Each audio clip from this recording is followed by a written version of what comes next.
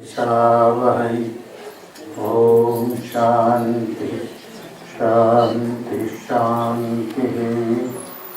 ध्याये नित्यं महेशं रजतगिरिनिभं चारुचन्द्रावतंसं रत्नाकल्पोज्ज्वलाङ्गं परशुमृगवराभीतिहस्तं प्रसन्नं पद्मासीनं समन्तात्स्तुतममरगणैर्व्याघ्रकृतिं वसानं विश्वाद्यं विश्ववन्द्यं निखिलभयहरं पञ्चवक्त्रं त्रिनेत्रं नारायणं पद्मभवं वसिष्ठं शक्तिं च तत्पुत्रपराशरं च व्यासं शुकं गौडपदं महन्तं गोविन्दयोगीन्द्रमथस्य शिष्यं श्रीशङ्कराचार्यमथस्य पद्मपादं च हस्तामलकं च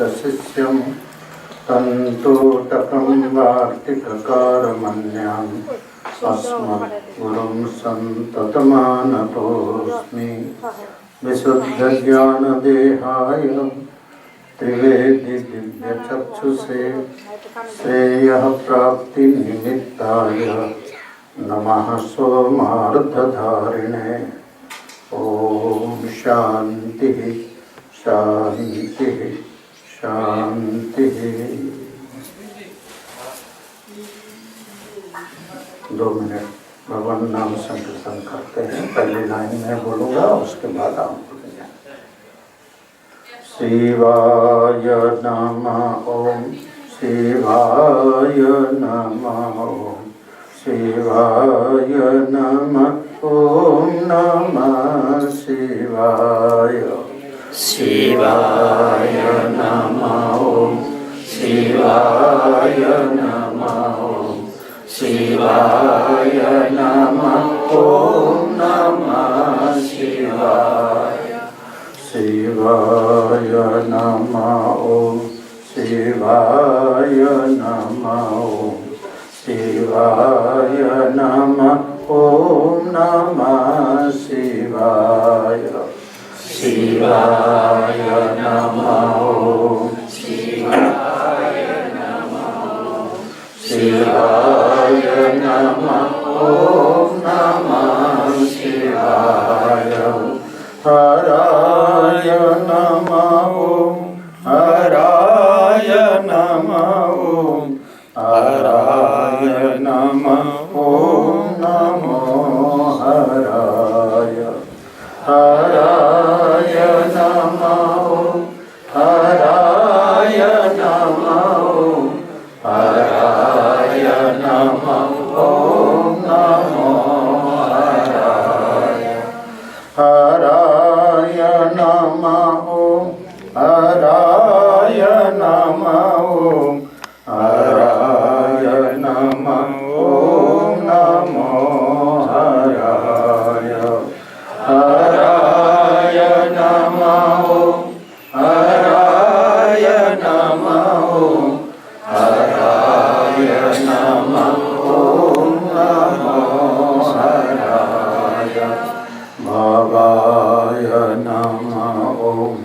भवाय नमः ओम भवाय नमः ओम नमो भवाय भवाय नमः भवाय नमः ओम भवाय नमः ओम नमो भवाय भवाय नमः ओम भवाय नमः ओम भवाय नमः ओम नमो भवाय भवाय नमः ओम भवाय नमः ओम भवाय नमः ओम नमो भवाय मृडाय नमः ओम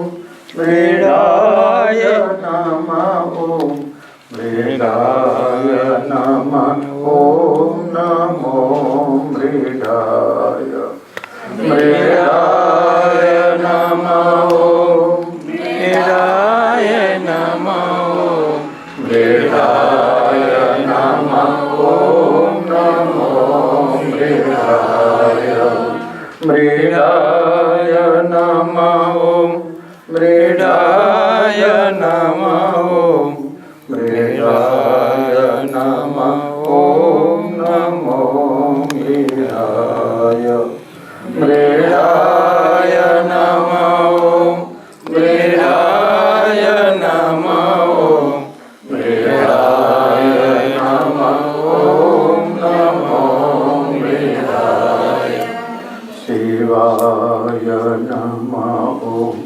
शिवाय नमः शिवाय नमः ॐ नमः शिवाय शिवाय नमः शिवाय नमः शिवाय नमः ॐ नमः शिवाय भजमन शिव शिव निरन्तरम् जपमन शिव शिव निरन्तरम् भजमन शिव शिव निरन्तरम् जपमन शिव शिव निरन्तरम् रटमन शिव शिव निरन्तरम् स्मरमन शिव शिव निरन्तरम् रटमन शिव शिव निरन्तरम् स्मरमन शिव शिव निरन्तरम् ॐ नमः पार्वती पतये हर हर महादेव। ओम ओम ओम 10 दिवसीय प्रवचन श्रृंखला के अंतर्गत आज ये तृतीय दिवस गीता मंदिर की सेवा कक्ष में हमारे परम श्रद्धेय अनंत श्री विभूषित महामंडलेश्वर स्वामी सत्यानंद जी की सदिच्छा अनुसार गीता के बारे में ही कुछ प्रवचन करें। तो इसी आधार पर हमने गीता के 2 अध्याय पर विचार आरंभ किया। कल के प्रसंग में ये हमने विचार किया 2 अध्याय के 10 श्लोक तक अर्जुन की मनस्थिति पर विचार हुआ। अर्जुन के मनस्थिति का मतलब होता है आप हम सभी जीवों की मनस्थिति। और अंत में ये हुआ कि न योत्स्य इति गोविंदम उक्त्वा तुष्णिं बभूवः। भगवान श्री कृष्ण से अर्जुन ने ये कहा कि मैं किसी भी हालत में यह युद्ध नहीं करूंगा, क्योंकि इस युद्ध में बहुत लोग मरेंगे, अपने लोग मरेंगे, सभी अपने ही लोग मरेंगे, क्योंकि कुरुवंश में ही होने जा रहा है ये युद्ध। धृतराष्ट्र के पुत्र लोग कौरव और पांडु के पुत्र पांडव और उनसे संबंधी, तो दोनों वंश एक ही वंश के हैं, दोनों पक्ष एक ही वंश के हैं। तो कुटुंब के बीच में ही होने वाला जो झगड़ा है वह महाभारत के रूप में परिणत हो गया और एक दूसरे मार काट के लिए तत्पर हो गए। तो अपने ही बंधु बांधवों को मारकर किसको सुख मिलेगा और किसको शांति मिलेगी। ये अर्जुन के मन की स्थिति है। अब एक तरफ होता है कर्तव्य और दूसरी तरफ है मोह। अब गीता पर विचार करें तो ये द्वंद्व है अर्जुन के हृदय में। एक तरफ है कर्तव्य, और जहां कर्तव्य सामने आता है वहां मोह नहीं आनी चाहिए, क्योंकि मोह और कर्तव्य के बीच में कर्तव्य प्रधान होता है। मोह स्वार्थ से प्रेरित होता है और कर्तव्य स्वार्थ से प्रेरित नहीं होता है। कर्तव्य में स्वार्थ नहीं रहता, और यदि कर्तव्य में स्वार्थ आ गया वो फिर कर्तव्य नहीं कहलाता है। वही मोह हो सकता है, राग हो सकता है, द्वेष हो सकता है, द्वंद्व हो सकता है, लेकिन वह कर्तव्य नहीं होता है। भगवान श्री कृष्ण कर्तव्य के पक्षपाती हैं।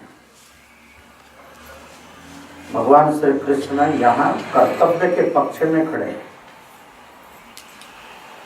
और अर्जुन कर्तव्य को महत्व नहीं दे रहा है, अपने बंधु बांधवों को महत्व दे रहा है, इसलिए अर्जुन को मोह हुआ। उसी मोह को दूसरे शब्द में शोक शब्द से संबोधन किया। गीता शास्त्र का मूल उद्देश्य है शोक निवृत्ति, मोह निवृत्ति, शोक निवृत्ति। गीता कोई नई वस्तु को प्राप्त कराने के लिए नहीं है, क्योंकि आत्मा प्राप्त कराना गीता का लक्ष्य नहीं है। आत्मा तो अपना स्वरूप ही है। मोक्ष प्रदान करना भी गीता का लक्ष्य नहीं है, क्योंकि मुक्त तो अपना स्वरूप ही है। इसीलिए अपने जो पारमार्थिक स्वरूप है उसके जो अज्ञान के द्वारा जो मोह पैदा हुआ, शोक पैदा हुआ, उसका निवारण करना ये गीता का लक्ष्य है, भगवान का लक्ष्य है। तब भगवान ने कहा त्यक्तोत्तिष्ठ परंतप,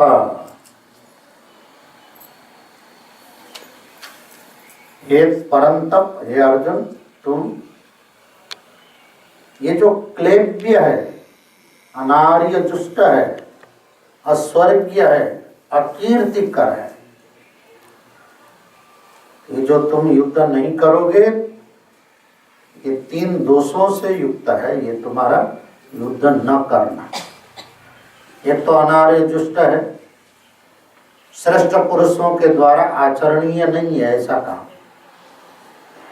युद्ध में खड़े हो जाना, फिर उसके बाद अब मैं युद्ध नहीं करूंगा करके भाग जाना, ये आर्य जुष्ट नहीं है, श्रेष्ठ पुरुषों का आचरणीय नहीं है।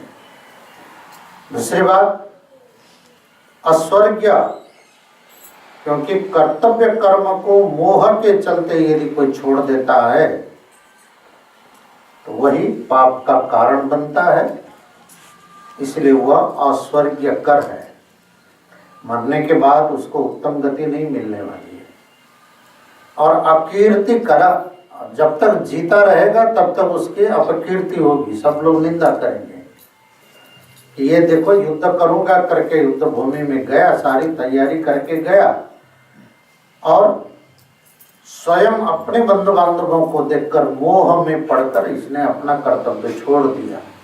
एक कायर है, ये तुम्हारी समाज में तुम्हारी ये अपकीर्ति है, निंदा का विषय बनेगा। इसलिए इन 3 दोषों से युक्त जो तुम्हारा निश्चय है वो छोड़ो और तुम युद्ध के लिए तत्पर हो जाओ। रही बात, तुमने पाप की बात कही थी, तुमको मैं बताऊं कि पाप क्या है। भगवान श्री कृष्ण बोलते हैं कर्तव्य न करना एक और पाप है। तो तुम्हारे सामने 2 समस्याएं हैं। एक, तुम्हारी दृष्टि से युद्ध करके अपने ही बंधु बांधवों को मारना पाप है तुम्हारी दृष्टि से, और मेरे दृष्टि से युद्ध तैयारी करके तुम्हारे जैसे अर्जुन और क्षत्रिय जो धर्म युद्ध प्राप्त हुआ है और उस धर्म युद्ध को न करना, ये भी पाप है। बोलो, अब तुम्हारे दृष्टि से तुम अपने पाप से बचना चाहते हो कि मेरे दृष्टि से पाप से बचना चाहते हो? है? आप लोग समझ रहे हैं ये विषय? अर्जुन के सामने जो प्रसंग खड़ा हो गया है, अर्जुन के दृष्टि में यह है कि अपने बंधु बांधवों को मारना पाप है, इसलिए मैं इस पाप को करने वाला नहीं, मैं छोड़ देता हूँ इसको। और कृष्ण की दृष्टि से यह है कि कर्तव्य न करना ये पाप है। अब अर्जुन के लिए युद्ध धर्म युद्ध कर्तव्य है। अब अर्जुन जैसा वीर पुरुष धर्म युद्ध नहीं करेगा, फिर धर्म की रक्षा कैसी होगी? है? धर्म की रक्षा न करना, कर्तव्य न करना, ये पाप है। तो बोलो, युद्ध करेगा तो अर्जुन की दृष्टि से पाप लगेगा, युद्ध नहीं करेगा तो कृष्ण की दृष्टि से पाप लगेगा। तो क्या करे अर्जुन? बोली, युद्ध करे कि छोड़े? करना चाहिए। है? करना चाहिए। युद्ध करेगा तो अर्जुन की दृष्टि से पाप लगने वाला है। लेकिन ये ध्यान देना, व्यक्ति अपनी तरफ से जो परिभाषा करता है ना, तो वो परिभाषा गलत हो सकती है। परिभाषा शास्त्र जो करता है वो परिभाषा सही है। पाप अपनी परिभाषा से पाप और पुण्य की परिभाषा नहीं होती है। मनुष्य तो ये भी कहेगा कि शत्रु को मार देना पुण्य है, समझे कि नहीं? पाप नहीं है। और शास्त्र भी यही कह रहा है कि शत्रु को मारना पाप नहीं है। और यदि ऐसा विचार करें तो हर प्राणी, हर व्यक्ति का शत्रु खड़ा हो जाता है। छोटे छोटे बातों पर शत्रु भाव खड़ा हो जाता है। स्वार्थों से भरा हुआ ये मानव समाज में यदि देखा जाए तो हर व्यक्ति का शत्रु के रूप में खड़ा हो जाएगा। तो ये व्यक्ति अपने ढंग से परिभाषा करता है तो वो गलत होता है। इसीलिए शास्त्र की दृष्टि से जो परिभाषा है वही सही होता है। लोग कहते हैं कि अपने को जो अच्छा लगे वो काम करना चाहिए। अपने को जो अच्छा लगे, तो चोर को चोरी करना अच्छा लगता है कि नहीं? बोलिए, चोर को चोरी करना अच्छा लगता है कि नहीं? हमसे कहते हैं अपने को जो अच्छा लगे वो काम करना चाहिए, जो अपने को अच्छा ना लगे वो छोड़ देना चाहिए। परिभाषा तुम्हारे बनाने से परिभाषा बनेगी। चोर को चोरी करना अच्छा लगता है कि नहीं? क्या वही राइट हो जाएगा? चोर कहेगा कि मुझे अच्छा लगा इसलिए मैंने चोरी की। क्या चोरी करना राइट हो जाएगा? राइट माना जाएगा? जबरदस्ती बलात्कार करना, जो बलात्कारी है उसको अच्छा लगा तो उसने किया। उससे पूछा जाए ये काम तुमने क्यों किया, वो कहेगा मुझे अच्छा लगा इसीलिए मैंने किया।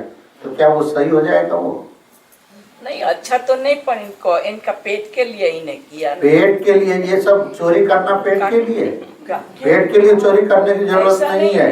ऐसी बात नहीं है। ना पेट के लिए चोरी करना है, ना पेट के लिए चोरी करने की जरूरत है। नहीं, पर कोई काम ना मिले तो क्या करे लोग? जुट के ले तो ले, काम करे क्यों नहीं मिलेगा? काम करे ना, काम करे तो क्यों नहीं मिलेगा? हाँ, करने वाले को सब मिलता है। ये धर्म में ऐसा है कि धर्म में लिखा है कि अहिंसा ना करें, मगर आप जैसा करें उसके मतलब कि धर्म में ये भी लिखा है कि दंड भी दें अगर नहीं। सुनो, इसीलिए हिंसा न करें ये भी कहा गया है। और आतताई है, कोई हिंसक है तो उसको ना छोड़े। पहले तो आपको ये प्रूफ करना पड़ेगा कि ये आतताई है कि नहीं, ये पहले प्रमाणित करे तभी उसकी हिंसा करे। कोई निर्दोष, हिंसा करने का मतलब ये नहीं कि निर्दोषों को भी मारते जाएं। यदि वह खुद आतताई बन चुका है तो उसको मारना पाप नहीं है। तो इसका मतलब ये दंड लिखा है धर्म में, तो उसी को तो दंड बोलो। तो अब दंड देने का काम किसका है? क्षत्रिय का है, राजपुरुष का है। तो अर्जुन क्षत्रिय है, राजपुरुष है। अब अर्जुन जैसा व्यक्ति, अधिकार प्राप्त व्यक्ति भी पलायन कर जाए मोह में आकर, मेरे बंधु बांधव मरेंगे करके मोह में जाएगा, तो फिर दुर्योधन की जो अतिवाद है, आतंक है, दुर्योधन की जो वृत्ति है, वो तो समाज में हावी हो जाएगी। तो फिर उसको कौन दंडित करेगा, कौन नियंत्रण करेगा? इसलिए अर्जुन का कर्तव्य है कि युद्ध करे। अब ये बात कर्तव्य से भी ज्यादा यहाँ अब भगवान श्री कृष्ण फिलॉसफी से समझा रहे हैं, दार्शनिक परिभाषा से अर्जुन को समझा रहे हैं कि हे अर्जुन, तुम्हारे लिए क्या कर्तव्य है, क्या कर्तव्य नहीं है। श्री भगवान वाचा, ये गीता के द्वितीय अध्याय के 11वें श्लोक से सही रूप में गीता आरंभ होता है। उससे पहले सब अर्जुन के शोक आदि हैं, उससे पहले भगवानुवाच नहीं है। यहाँ से भगवानुवाच शुरू हुआ, श्री भगवानुवाच, फिर उसके बाद भगवान ने जो बात कही है उसी को ही गीतोपदेश के रूप में हमारे समाज में लिया गया है। श्लोक बड़ा महत्वपूर्ण है, देखिए।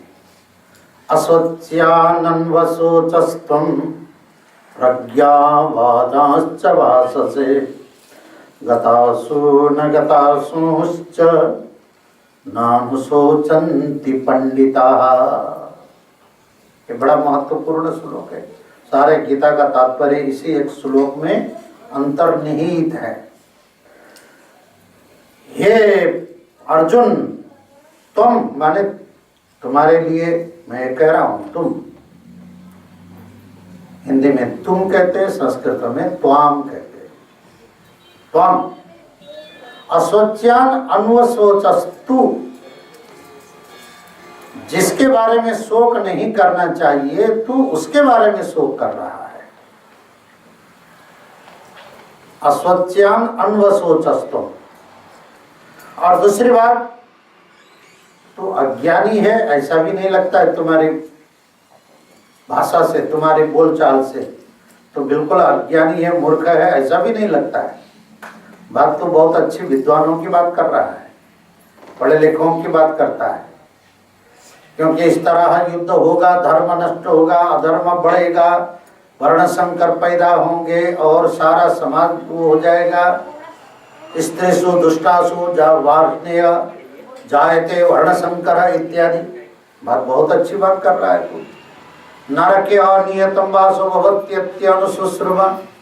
मैंने सुना है इस तरह से किसी को मार काट करते हुए और जीत कर साम्राज्य भोगता है तो वह मरने के बाद अनेक दीर्घ काल तक नरक में वास करना पड़ता है। इसलिए ऐसा कर्म करने के लिए मैं तत्पर नहीं हूँ। इन बातों को सुन के हुए तो तू बहुत विद्वान जैसा लगता है। प्रज्ञावाद, प्रज्ञावाद का अर्थ होता है विद्वान जैसी बात करता है। बात विद्वानों के जैसे करना और काम मूर्खों की तरह करना। यहाँ ये वाद शब्द का अर्थ यहाँ है।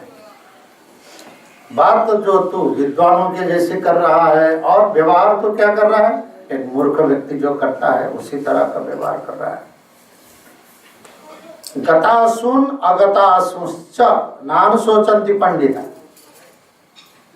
पंडित लोग, विद्वान लोग, ज्ञानी लोग, यहाँ पंडित शब्द का अर्थ शास्त्र का विद्वान नहीं है। यहाँ पंडित शब्द का अर्थ पूजा कराने वाला पंडित ऐसा नहीं। हमारे समाज में जो पंडित शब्द चलता है उस अर्थ में यहाँ पंडित शब्द का प्रयोग नहीं किया है। पंडा आत्मा विषयणी प्रज्ञा बुद्धि सा अस्ति अस्य इति पंडिता।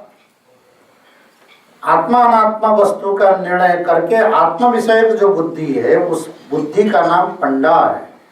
और ऐसी जो पंडा बुद्धि है जिसके पास, उसको पंडित कहते हैं। जैसे धन है जिसके पास उसको क्या कहते हैं, धनी कहते हैं। इसी तरह गुण है जिसके पास उसको गुणी कहते हैं। इसी तरह पंडा नाम की बुद्धि यानी आत्म संबंधी बुद्धि है जिसके पास उसको कहते हैं पंडिता।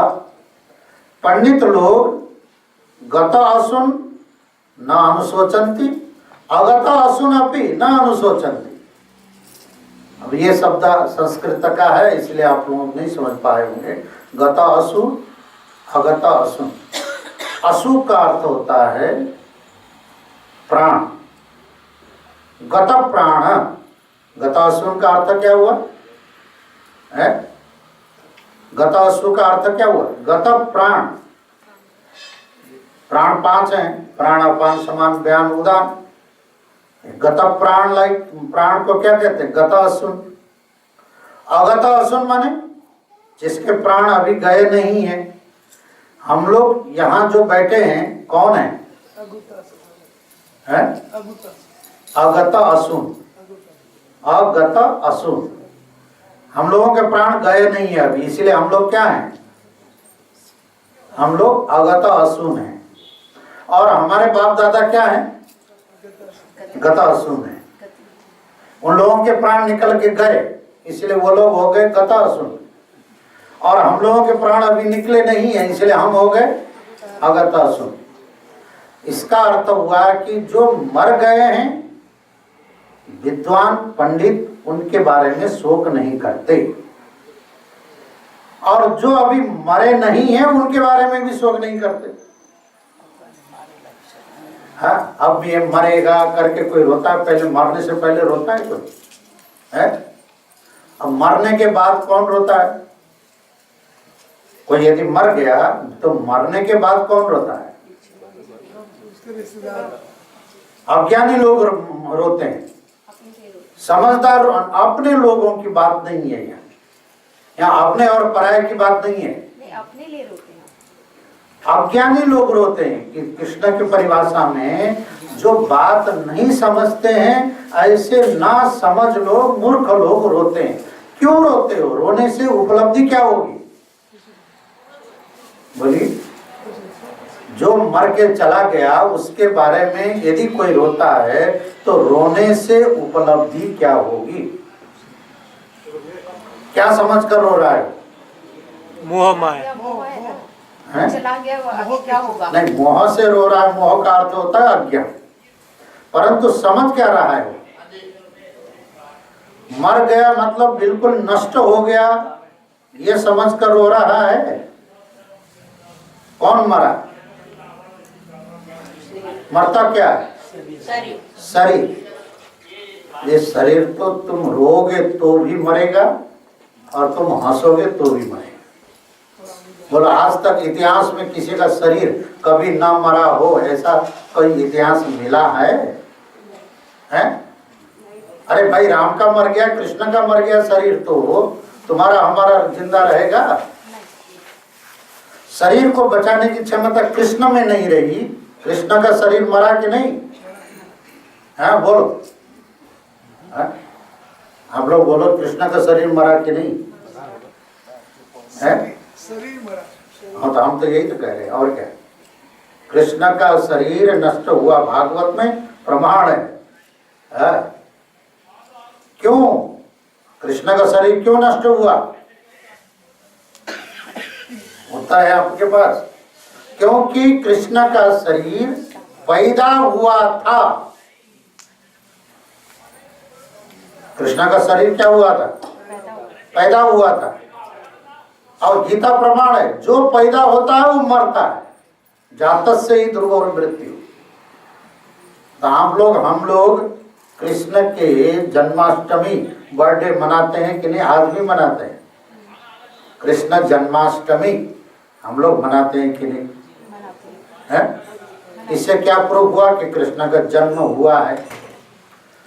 लेकिन कृष्ण के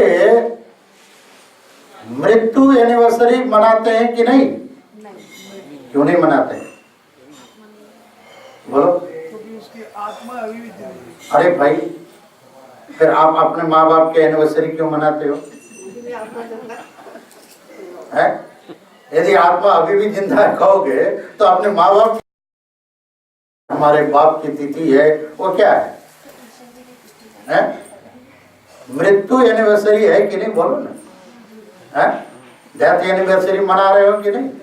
आप अपने माँ बाप की मना रहे हो तो कृष्ण क्यों नहीं मनाते हो? भागवत में मरे मृत्यु डेट है, तिथि मिति सब कुछ है। कृष्ण के कैसे मरे हैं कृष्ण? हैं? आप लोगों के सौराष्ट्र में प्रवास क्षेत्र में सोमनाथ के पास नजदीक है, पिपल के पेड़ के नीचे बैठकर पांव हिलाते रहे और एक व्याध शिकारी ने तीर मारा और उसी तीर को लगा और कृष्ण का शरीर छूट गया। उसको निमित्त बनाया और उन्होंने छोड़ दिया और क्या हुआ? कृष्ण मर गए। हाँ, क्योंकि वसुदेव देवकी के गर्भ से मथुरा में किसका जन्म हुआ? कृष्ण का होता तो कृष्ण मर जाते ना। कृष्ण का नहीं हुआ है, कृष्ण के शरीर का। हाँ, आप समझे नहीं? यही तो हम लोग गलती कर जाते हैं। शरीर के जन्म को हम लोग क्या मानते हैं? अपना जन्म मान लेते हैं। हम यही अलग नहीं कर पाते हैं। और इसी तरह शरीर के मृत्यु को उसकी मृत्यु मान लेते हैं। तो यहाँ यही तो बता रहे हैं ना कि हे अर्जुन, जिसके बारे में शोक नहीं करना चाहिए, अशोच्यान, उसके बारे में तुम शोक कर रहे हो। अज्ञानी लोग मरने के बाद मरे हुए को देखकर सुनकर तब शोक करते हैं, है ना? हम लोग अभी शांति से बैठकर कथा सुन रहे हैं, अचानक कोई अशुभ समाचार आ जाए और कोई कह दे कि फलाना हमारा खास बाप, माँ, भाई, बंधु, पति, पत्नी, है, बेटा, कोई अचानक कुछ हो गया, क्या हम इसी तरफ बैठे बैठे कथा सुन पाएंगे? है? हमारी क्या अवस्था यही रहेगी? वो क्यों? क्योंकि हम इस बात को समझ नहीं रहे हैं। और यहाँ ये क्योंकि हम अज्ञानी हैं, मोह में पड़े हुए हैं। भगवान श्री कृष्ण कहते हैं कि मरे हुए कथा समाचार के बाद या मरे हुए को देखने के बाद रोता कौन है? अज्ञानी लोग रोते हैं, ज्ञानी नहीं रोता है, समझदार नहीं रोता है। अब अर्जुन तुम यदि रोने लग गए, क्योंकि कल हमने कथा में कहा था ना, गीता के प्रथम अध्याय में, अश्रुपूर्ण कुलेक्षणम, अर्जुन की अवस्था बिल्कुल रो रहा है, आंख से आंसू निकल रही है। तो अब क्यों रो रहा है अर्जुन? बोलो। कोई मरा नहीं है, अभी तो युद्ध शुरू नहीं हुआ है, मरा ही नहीं। अब मरने से पहले अर्जुन रो गया, रोने लग गया। उसको समझदार कहेंगे कि मूर्ख कहेंगे? है? मरने से पहले ही रोने लग जाना, ये समझदारी है कि मूर्खता है? पर ये तो समझता है नहीं कि ये सब मेरा है, तो ये सब मेरे हाथों से मरे, ये तो मैं नहीं चाहता हूँ। किसके हाथ से मरे? अर्जुन के हाथ से ना मरे, और किसके हाथ से मरे? ये तो भगवान ने समझाया कि मैंने मार दिया है, अभी तुम मार, तब वही तो यहाँ समझाना है। तब ने नहीं तो अर्जुन किसके हाथ से मरे? मेरे हाथ से ना मरे, और किसके हाथ से मरे? और के हाथ से मरे? बोलो। और किसी के हाथ कोई भी ना मारेगा तो भी क्या वो बचे रहेंगे? कोई बोलो, शरीर बचा रहेगा? कोई भी नहीं मारे तो भी क्या शरीर बचा रहेगा? हमारे माता को, हमारे प्यार को किसी ने नहीं मारा था, तब तो उनका शरीर लड़ने के लिए आमने सामने तो आए ने। अरे बाबा, तो लड़ने के लिए क्यों आया? उसको क्या पता नहीं था कि युद्ध में मरेंगे? पहले उसी की तैयारी, अर्जुन की तैयारी है कि जबरदस्ती थोड़ी थोपा है। अर्जुन की तैयारी, वो तैयारी करके आ रहा है। और तैयारी करके आने के बाद फिर ये करना, ये तो मेरे ही बंधु बांधव हैं, मरेंगे, ये मोह है। मोह में नहीं पड़ना चाहिए, कर्तव्य करना चाहिए। असोच्यवसोचस्तम प्रज्ञावादाश्च भाषसे गतासु न गतासुश्च नानु सोचन्ति पंडिता। देखो 3 चीज ध्यान देना है। एक है पंडित यानी समझदार, विद्वान। विद्वान माने शास्त्र का विद्वान नहीं, सत और असत को जिसने समझा है, नाश होने वाले क्या है और अविनाशी क्या है, इस बात को जिसने स्पष्ट रूप से समझा है उसको यहाँ पंडित शब्द से भगवान श्री कृष्ण ने संबोधन किया है। एक किताब पुस्तकों का ज्ञान रखने वाला को पंडित यहाँ नहीं है, पूजा पाठ कराने वाला ये पंडित अर्थ यहाँ नहीं। यहाँ नित्य और अनित्य, सत्य और असत्य, इसको अलग अलग जो जानता है, ये असत्य है ये सत्य है, ऐसे व्यक्ति को यहाँ पंडित शब्द से संबोधन किया। पंडिता गता असुन अपि न अनुशोचन्ति। मरे हुए व्यक्ति को देखकर भी विद्वान शोक नहीं करता, और जो अभी मरे नहीं है उनको देखकर भी शोक नहीं करता। दूसरा है सामान्य व्यक्ति। सामान्य व्यक्ति जब तक नहीं मरता है व्यक्ति तब तक शोक नहीं करता, मरने के बाद शोक करता है। तीसरा है शास्त्रीय व्यक्ति। शास्त्रीय व्यक्ति जिसको धर्म में पूरी निष्ठा है, वह यदि कोई व्यक्ति अधर्म में लगा हुआ है, दुराचार में लगा है, व्यभिचार में लगा है, तो दुष्ट व्यक्ति जिंदा है तो वो जिंदे को देखकर भी शोक करता है कि ये अभी तक जिंदा क्यों है, ये मरता क्यों नहीं है, ये जिंदा है इसलिए शोक करता है। धार्मिक व्यक्ति अधार्मिक व्यक्ति को देखकर वो शोक करता है। साधारण अज्ञानी व्यक्ति मरे हुए व्यक्ति को देखकर शोक करता है, और विद्वान न मरे हुए को देखकर शोक करता है न जिंदे को देखकर शोक करता है, क्योंकि आत्मा कभी मर नहीं सकता और शरीर कभी टिक नहीं सकता। लाख कोशिश करो शरीर नष्ट हुए बिना रहेगा नहीं, और लाख कोशिश करो आत्मा को मारना संभव ही नहीं है, क्योंकि आगे गीता के 2 अध्याय में यही बात स्पष्ट होने वाला है। लाख कोशिश करो तो आत्मा को नाश करना संभव नहीं, लाख कोशिश करो शरीर को बचाए रखना संभव नहीं। ये बात समझने वाला जो व्यक्ति है वह शरीर को लेकर भी शोक नहीं करता और आत्मा को लेकर भी शोक नहीं करता। तो ये बात तुम फिर शोक करने लग गए, तुम क्यों शोक करने लगे? इसका मतलब है कि तुम शरीर की अवस्था को भी नहीं जानते हो और आत्मा की अवस्था को भी नहीं जानते हो, और जब तुम जानोगे तब तुम्हें पता चलेगा कि शोक करना बिल्कुल अज्ञानता है, मूर्खता है। तो मैं एक कविता मुझे याद आ गई, ये इसी प्रसंग में आपको सुना देता हूँ। किसी कवि ने एक शायर लिखी है। आदमी सोया जमी पर, ध्यान देना, मरा हुआ आदमी सोता है अच्छी तरह, आप लोग जिस तरह मरा हुआ आदमी सोता है उस तरह आज तक सो पाए हो आप? हाँ, वो तो भाग्यशाली है, उसको सोने को मिलता है। आदमी सोया जमी पर, कैसे सोता है? मुर्दा कैसे सोता है?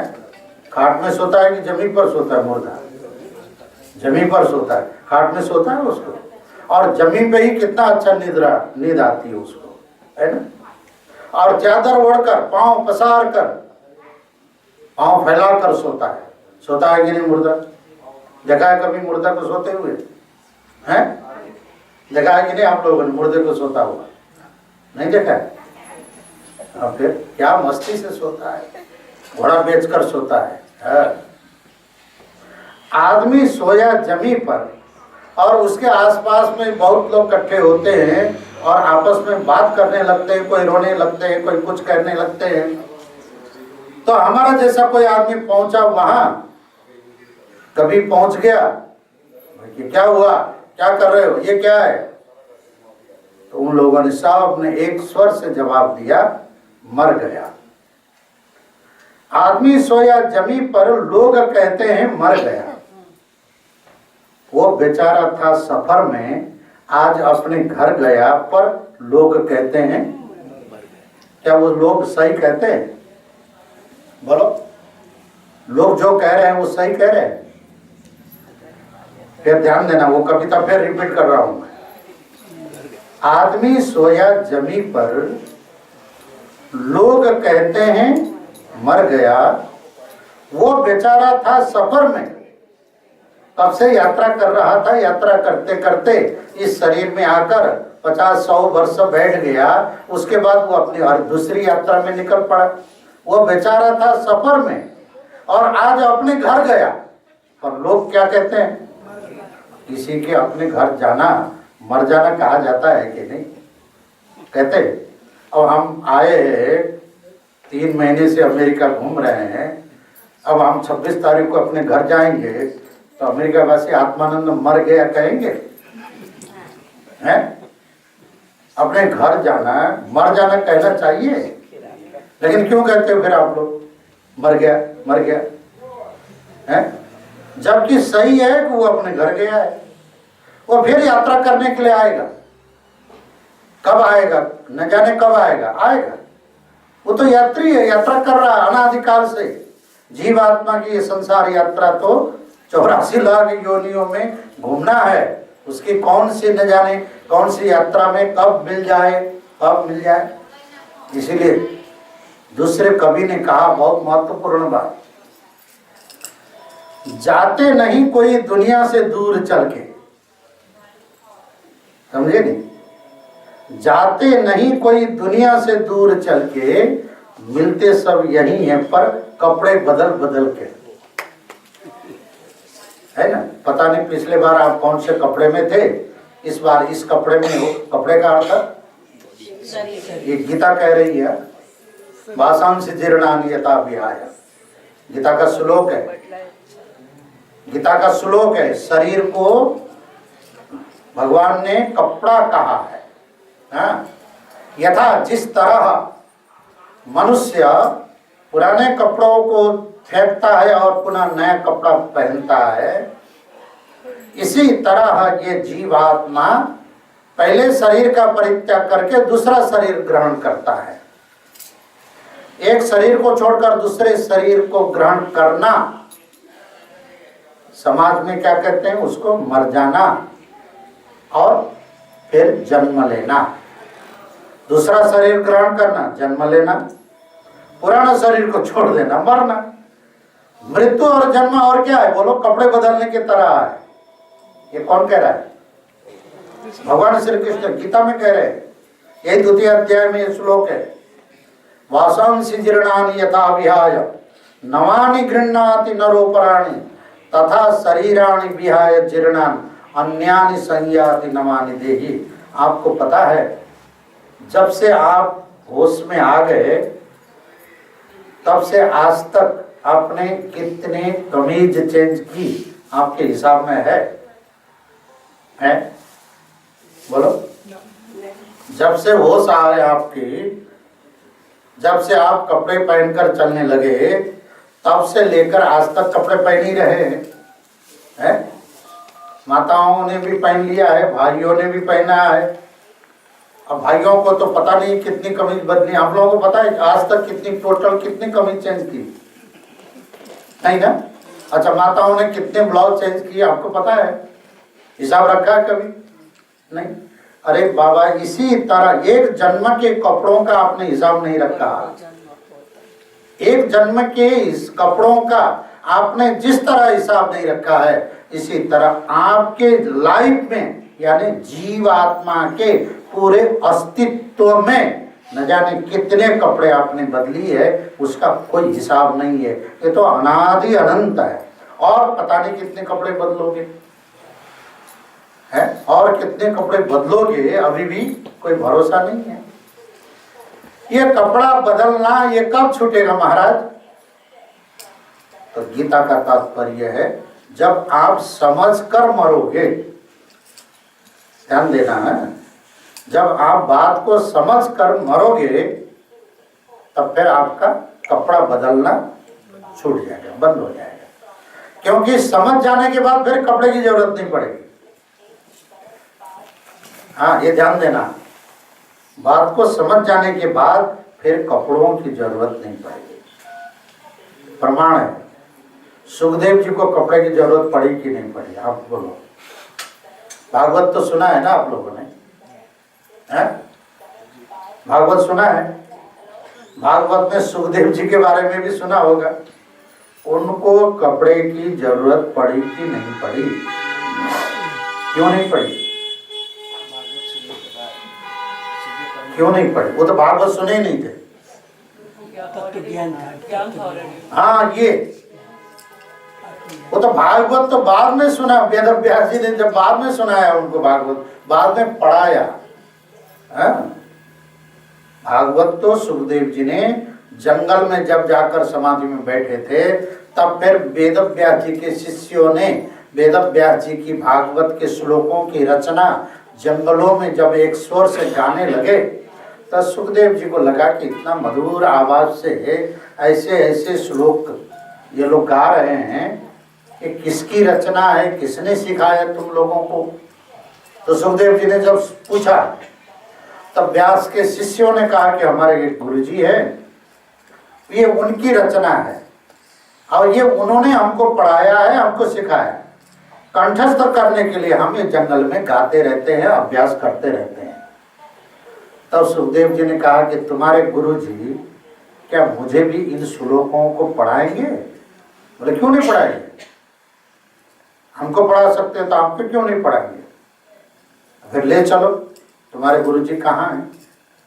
वही सुखदेव जी जब पैदा होते ही निकल पड़े थे, भागवत में ये श्लोक है, यम प्रव्रजन्तम अनुपेतम अपेत कृत्यम द्वैपायनो विरह का तराजुहावा पुत्रेति तन्मयतया तरवो विनेदुस् तम सर्वभूत हृदयम मुनिमानतोस्मि। सुखदेव जी तो माँ के गर्भ से पैदा होते ही निकल पड़े, इधर देखा न उधर देखा, न माँ का न बाप का, और चल पड़े। और वेद व्यास जी पीछे पीछे पुत्र पुत्र, हे बेटा एक बार हमको देख लो, एक बार पिताजी कहो। और सुखदेव जी को तो क्या पता बाप कौन है, माँ कौन है। आप लोगों ने शंकराचार्य जी महाराज के आत्मसटक सुना हो कि ना हो, पिता नैव मे नैव माता च जन्म, पिता नैव मे नैव माता च जन्म, चिदानंद रूपः शिवोहम शिवो गुरुर नैव शिष्यम। अरे भाई, मेरा न कोई गुरु है, मैं न किसी का शिष्य हूं। अद्वैत में न गुरु होता है न शिष्य होता है। अद्वैत में न माँ होती है न बेटा होता है न बाप होता है। ब्रह्म के न माँ है न बाप है न बेटे है न कोई है, वो तो अद्वितीय है। क्योंकि आत्मा कभी पैदा होता तब जाकर उसकी माँ होती, आत्मा कभी पैदा होता तब जाकर उसके बाप होते। अब आत्मा तो पैदा होती नहीं है, जिसका जन्म ही नहीं होता है तो उसके माँ बाप कहां से होंगे, बोलिए। और शरीर के पैदाइश से है तो माँ बाप किसके हैं, बोलो। शरीर आपके माँ बाप हैं कि आपके शरीर के माँ बाप हैं? माँ बाप तो शरीर को पैदा करने वाले हैं। शरीर को पैदा करना, शरीर के जन्म पैदाइश को आत्मा के पैदाइश मानना, ये सबसे बड़ा अज्ञानता का प्रतीक है, समझे? जैसे कुम्हार घड़ा बनाता है, आप ध्यान देना, कुम्हार क्या बनाता है? घड़ा बनाता है ना, मिट्टी का घड़ा बनाता है। घड़ा बनाता है का मतलब क्या हुआ? घड़े में दो चीज है, एक तो मिट्टी का अंश जो घड़ा है उसकी परिधि है, दूसरा उस घड़े के अंदर स्पेस है, खाली जगह है। ध्यान देना मैं किस बात पर संकेत कर रहा हूं। क्या है? एक मिट्टी का भाग है पूरा जो घड़ा है, दूसरा उस घड़े के अंदर स्पेस है, खाली जगह है कि नहीं, बोलिए। कुम्हार ने घड़ा बनाया, मिट्टी के भाग को लेकर घड़ा बनाया।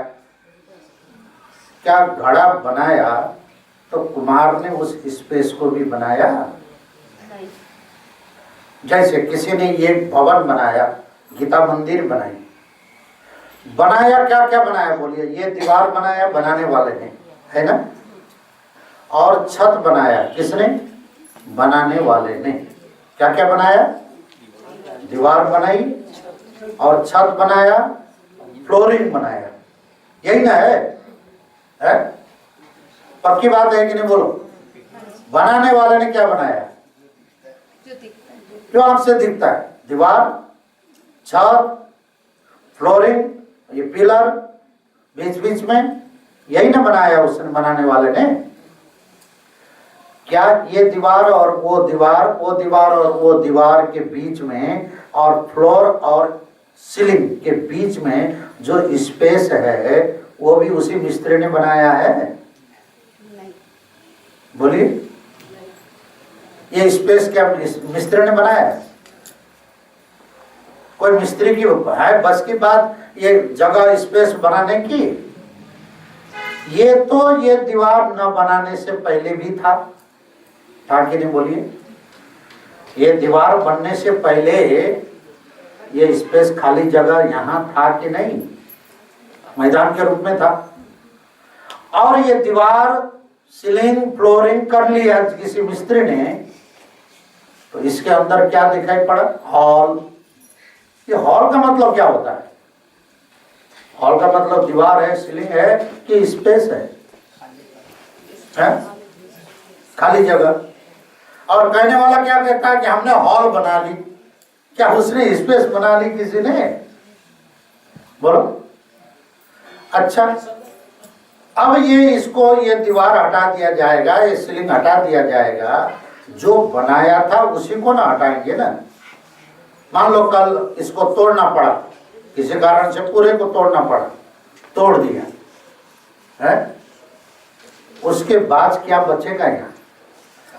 किसको तोड़ेगा? वो तोड़ने वाला जो बनाया था, जिसको बनाया था, पिलर को तोड़ेगा, सीलिंग को तोड़ेगा, वॉल को तोड़ेगा, फ्लोरिंग को तोड़ेगा, लेकिन स्पेस को कोई तोड़ सकता है?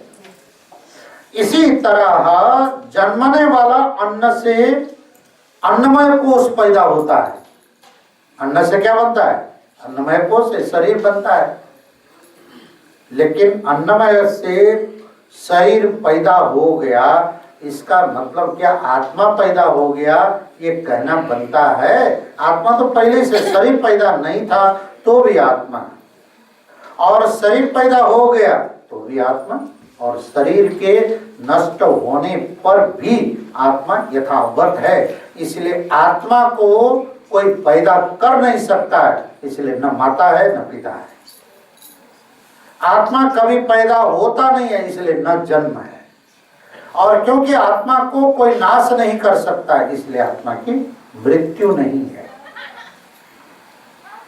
तब क्या है? कपड़े बदलना, कपड़े बदलना, जिस तरह हम किसी के मृत्यु नहीं मानते, मानते? बोलो। किसी के द्वारा कपड़े बदल देना, उसको उसकी मृत्यु मानते हैं हम? नहीं मानते हैं। तब फिर शरीर बदलना मृत्यु क्यों मानते हैं? इसीलिए तो समझाना पड़ रहा है। यही तो कह रहे हैं, गीता का अभिप्राय यह है कि हे अर्जुन, तुम्हारी बुद्धि, बोल तो तुम पंडितों की भाषा रहे हो, लेकिन जो समझने चाहिए वो नहीं समझ रहे हो, बिना समझे बोल रहे हो तुम। असोच्यानन्वसोचस्तुम प्रज्ञाबाधाश्च भाससे गतासु न गतासुश्च नानुशोचन्ति पंडिताः। ज्ञानी जैसे सुखदेव, समझदारी जहां बढ़ जाए, आत्मा के बारे में जहां समझदारी बढ़ जाए, तब फिर आत्मा को कपड़े पहनने की जरूरत नहीं पड़ेगी। सुखदेव जी को कपड़े पहनने की जरूरत नहीं पड़ेगी, और हमको कपड़ा पहनने की जरूरत पड़ती है। क्यों? क्योंकि हम अज्ञानी, क्योंकि हमें देहाध्यास है। सुखदेव जी को देहाध्यास नहीं, देहाध्यास नहीं, इसलिए सुखदेव जी को भूख भी नहीं लगती थी, प्यास भी नहीं लगती थी। अब समझे कि नहीं? भूख प्यास, जन्म मृत्यु किसका है? शरीर का। और भूख प्यास किसका है? प्राण का। ध्यान देना, शरीर का धर्म नहीं है भूख प्यास। भूख प्यास प्राण का धर्म है, ये स्वार्थ से है ना, इसका धर्म है भूख प्यास। और सुख दुख किसका धर्म है? मन का, आत्मा का नहीं। आत्मा न सुखी होता है न दुखी होता है। हाँ, सुख दुख आत्मा का धर्म नहीं है, मन का है। ये सुख होना और दुख होना ये मन का धर्म है। किसी वस्तु को वह अनुकूल बना लेता है, अनुकूल मान लेता है, तो वह प्रसन्न हो जाता है, सुख हो जाता है। उसी वस्तु को वह जब प्रतिकूल मानता है तो वो दुख होता है। तो दुख और सुख अनुकूलता और प्रतिकूलता में परिभाषित होता है। आत्मा इस तरह का परिभाषा नहीं करता, ये परिभाषा करता है कौन? मन। हाँ, अनुकूल वेदनीयम सुखम, प्रतिकूल वेदनीयम दुखम, सुख दुखम मनोधर्म। मनोगत धर्म है सुख दुख। हाँ, तो अब आरती का समय हो गया। स्वामी जी का संकेत था, आज बहुत कार्यक्रम है, तो आज सत्यनारायण की पूजा से आधा घंटा ऐसे भी लॉस हो गया था। और अब आगे फिर गरबा का कार्यक्रम है, आज 8 बजे से गरबा है, इसलिए अब इसको ज़्यादा लंबा न करें और बाकी विचार कल करें। चंद्रशेखर चंद्रशेखर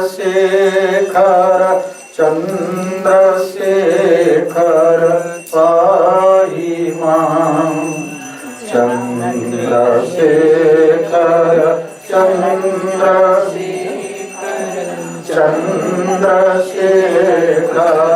पाहि मां।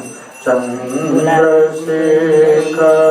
चंद्रशेखर चंद्रशेखर रक्ष मां। चंद्रशेखर चंद्रशेखर चंद्रशेखर रक्ष मां। राम राघव राम राघव राम राघव पाहि मां। राम राघव राम राघव राम राघव पाहि मां। राम राघव राम राघव राम राघव रक्ष मां। राम राघव राम राघव राम राघव रक्ष मां। कृष्ण केशव कृष्ण केशव कृष्ण केशव पाहि मां। कृष्ण केशव कृष्ण केशव कृष्ण केशव पाहि मां। कृष्ण केशव कृष्ण केशव कृष्ण केशव रक्ष मां। कृष्ण केशव कृष्ण केशव कृष्ण केशव रक्ष मां। चंद्रशेखर चंद्रशेखर चंद्रशेखर पाहि मां। चंद्रशेखर